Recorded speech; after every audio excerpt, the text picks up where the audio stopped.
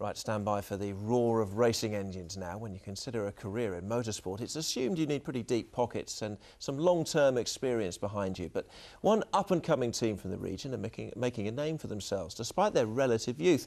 Ben Moore has been watching 19-year-old rookie driver Dan Wells from Salisbury as he hones his skills for a new challenge. Motorsport is for the big boys, but there are some new kids on the block.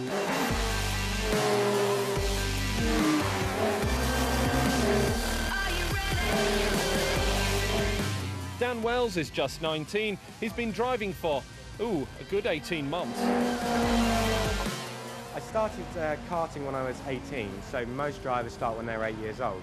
So I've had to catch up quite a bit of experience, if you like. Did a few kart races at the end of 2009, got picked up and did a year of cars in Formula Ford last year. Dan was picked up by the Racing Steps Foundation, who help promising young drivers with funding. He was signed by Antel this year and hasn't looked back.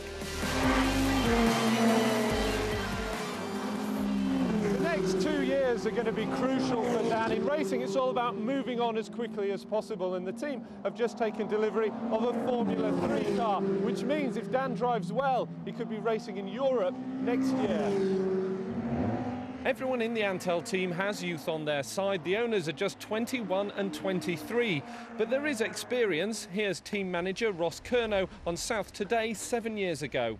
When I'm 17, I have to learn to drive properly on the road, which could involve going a bit slower, I think. We work with the young drivers very closely. I mean, myself and Brett have both got a lot of racing experience, so we can work together with them really closely, and the young guys like to work with people of a similar age.